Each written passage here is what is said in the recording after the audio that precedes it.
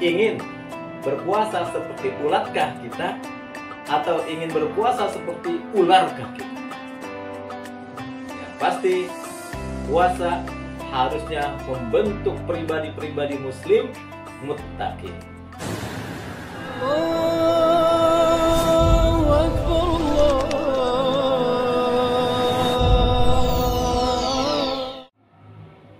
Assalamualaikum warahmatullahi wabarakatuh. Alhamdulillahilladzi hadana li hadza wa ma kunna linahtadiya laula an hadanallah.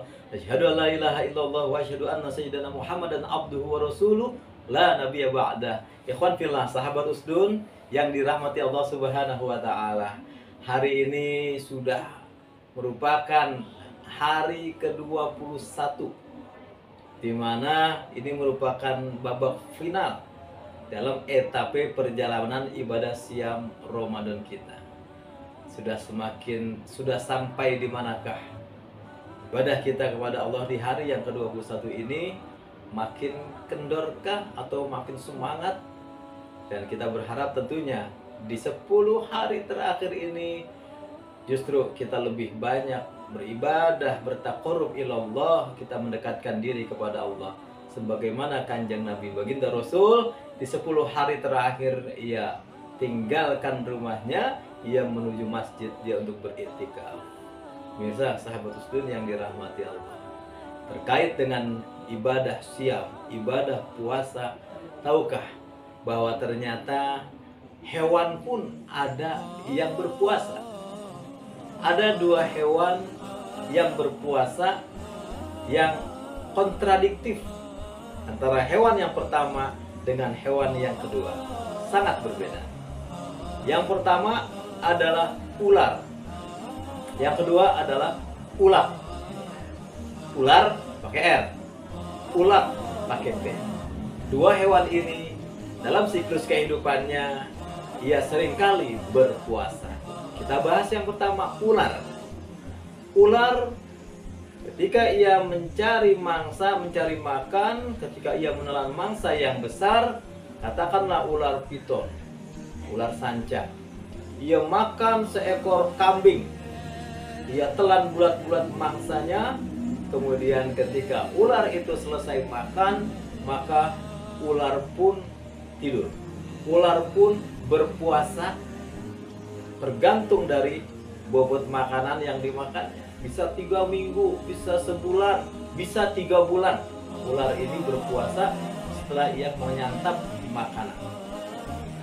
Nah, ular adalah hewan yang ditakuti, yang bahkan dalam hadis di antara hewan yang boleh dibunuh ketika ditemui, di antaranya adalah ular. Manusia kalau bertemu dengan ular tidak mengapa ia membunuhnya. Ini ular ditakuti, berbisa, berbahaya, dan boleh dibunuh. Ular kemudian ia berpuasa, menelan mangsa, ia berpuasa 3 minggu, sebulan, 3 bulan.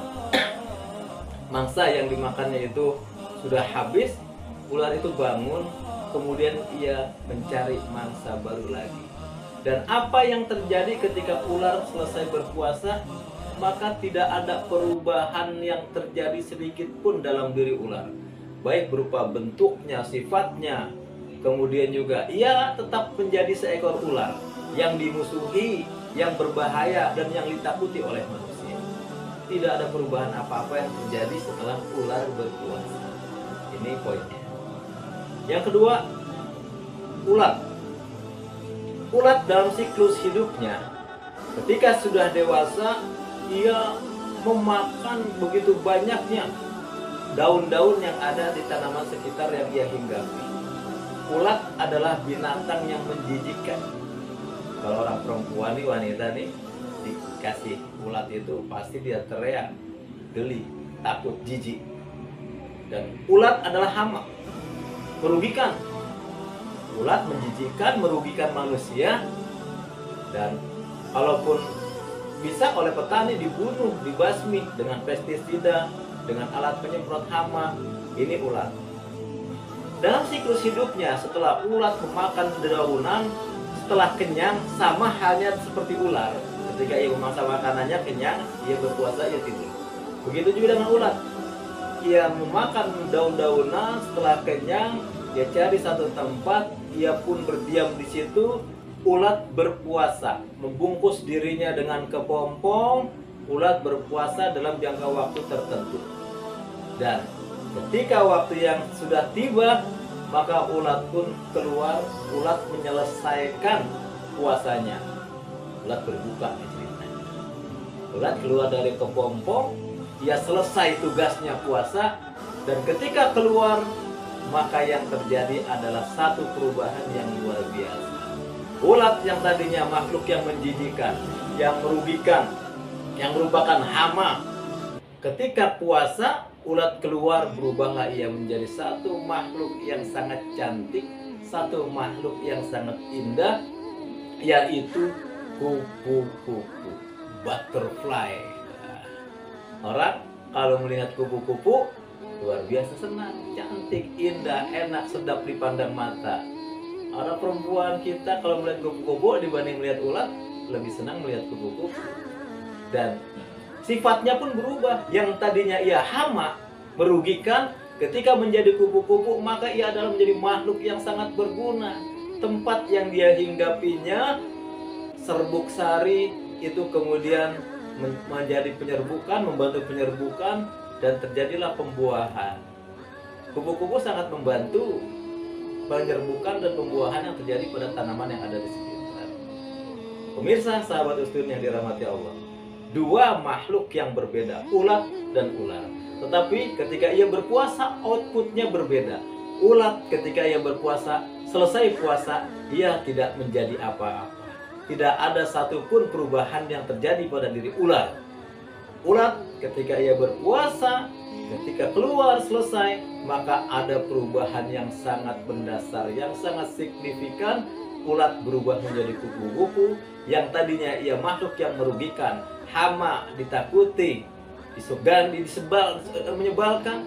Tetapi ketika berpuasa, ulat menjadi makhluk yang sangat cantik, yaitu kupu-kupu yang berguna, yang enak dilihat mata, dan juga membantu manusia di dalam bukan tanaman dan juga pohon-pohon buah.